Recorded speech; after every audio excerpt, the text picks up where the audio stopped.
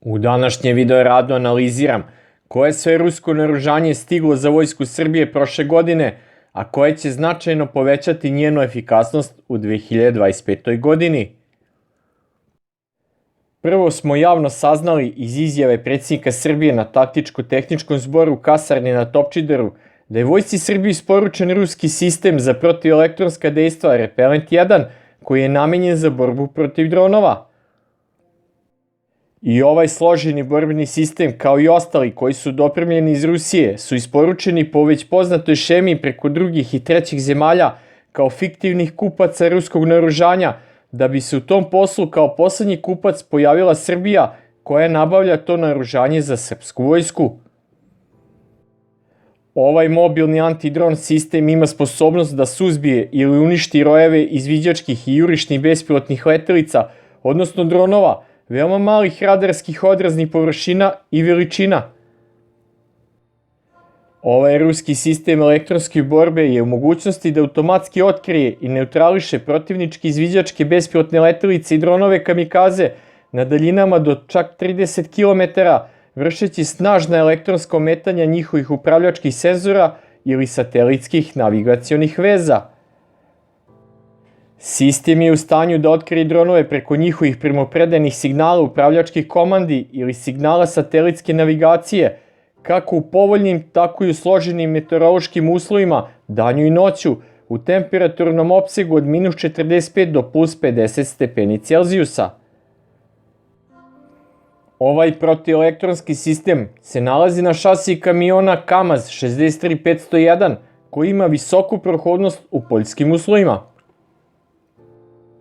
Efikasni domet ometanja bespilotnih letelica i dronova je do 30 km, ali njegova mana što u tom radijusu ometa sve daljinski upravljane vazduhoplove, bilo sopstvene, bilo protivničke. Repelent 1 najbolje rezultate pruža u sadejstvu sa sistemom protielektronske borbe Krasuha 4, pa je stoga razumljivo što su baš ova dva sistema za protielektronska dejstva nabavljena za vojsku Srbije. Drugi ruski sistem elektronske borbe koji je predsjednik Srbije najavio u svojoj izjavi, značajnije povećanje u naoružanju i vojnoj opremi, prilikom obilaska novoizgrađenih objekata u kasarni podnarednik Momčilo Gavrić u Loznici, gde je stacioniran 111. pešadijski bataljon 1. brigade kopnene vojske Srbije avgusta prošle godine. Tom prilikom, obraćajući se general-majoru Tijasovu Jankoviću, načelniku operativne uprave generalštaba, rečima da je "dogovorili smo se pa će ti stići veliko pojačanje neko uskoro, obradovaćeš se". Tragom predsjednikove izjave se saznalo da je dopremljen sistem za elektronsko izviđanje i protielektronska dejstva Krasuha 4. Sistem Krasuha 4 čine dva vozila, komandno i vozila s antenskim sistemom koji emituje elektronske signale za ometanje protivničkih radara, glava za samonavođenje raketa i radiokontrolne signale bespilotnih letelica u radioelektronskom spektru. To je širokofrekvencijska multifunkcionalna stanica za elektronsko ometanje montirana na kamionima KAMAZ pogona točkova 8x8. Maksimalni domet ovog protielektronskog sistema se procenjuje od 150 do čak 300 km. Zadatak Krasuhe 4 je zaštita, odnosno sakrivanje u radioelektronskom spektru ključnih objekata, sistema PVO, vojnih koncentracija i komandnih položaja od protivničkih radara. Ovim sistemom za radioelektronsku borbu je moguće ometati protivničke satelite u nižoj zemljinoj orbiti. Ometanje vrši u H i Q frekventnom opsegu, odnosno od 8,5 do 10,68 GHz, od 13,4 do 14 GHz, kao i od 15,7 do 17,7 GHz. Pri tom dolazi do zaslepljivanja i obmane protivničkih sistema za lociranje, zbog čega protivnički radari prestaju da otkrivaju i razlikuju prijateljske od protivničkih ciljeva. Treći ruski dopremljeni oružni sistemi su daljinski upravljane borbene stanice 32V01 ruske kompanije Burevestnik za naoružavanje domaćih borbenih vozila pešadije na točkovima Lazer 3M. Ova daljinski upravljana oružna stanica se sastoji od automatskog topa Šipunov 2,42 kalibre 30 mm, efikasnog dometa do 4 km i spregnutog mitraljeza kalibra 6,57K 7,62 mm, dometa do 1,5 km, kao i bacača dimnih kutija kalibra 81 mm. Njen sistem za upravljanje vatrom sadrži TV i termovizijsku kameru, kao i laserski daljinomer. Četvrto što je dopremljeno iz Rusije su kompleti za modernizaciju baterije ruskih hibridnih sistema Pancir S1E, koji se koriste u vojsci Srbije, a bit će modernizovani na nivo Pancir S1M. Sa novim podsistemima Pancir S1E ima taktičko-tehničke karakteristike na nivou Pancira S1M.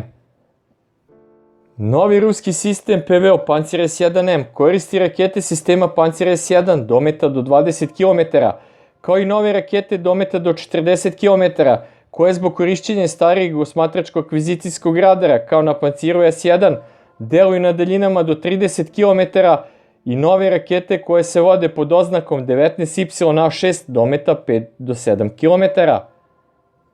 Malogabaritne rakete su potpuno nov proizvod i namenjene su dejstvu na dronove veoma malih odraznih površina, minobacačke granate i projektile iz višecenih lansera raketa.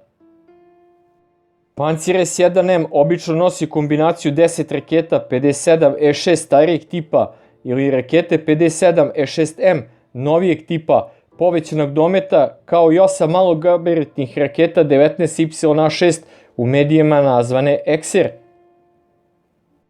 Zato je moguće samohodno lansirno vozilo naoružati umesto sa jednim standardnim transportnim lansirnim kontejnerom sa 4 manja, pa je moguće da ova lansirna vozila ili deo borbenih vozila baterije Pancir S1M popuniti samo sa 48 malogabaritnih raketa 19YA6.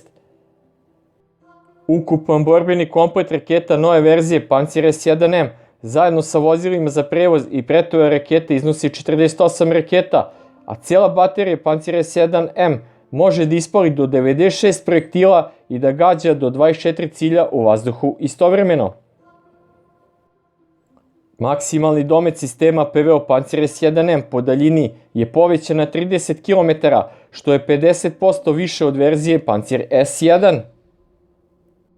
Pancir S1M ima osmatračko akvizicijski radar dometa oko 50 km.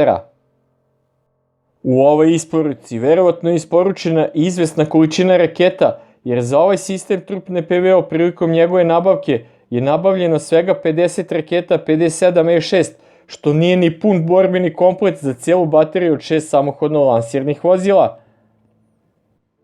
Takođe, verovatno isporučena i dodatna količina vođenih protioklopnih raketa za protioklopni raketni sistem Kornet EM dometa do 8 km i probojnosti do 1300 mm debljine homogenog čelika.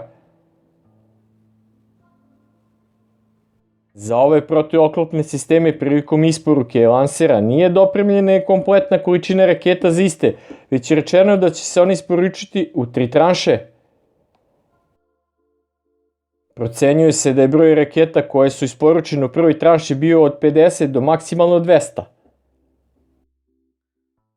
Sve u svemu, moć Vojske Srbije nastavlja da raste i u 2025. godini, a to je dobrim delom zahvaljujući i dopremanju već kupljenog ruskog naoružanja od pre 3 godine.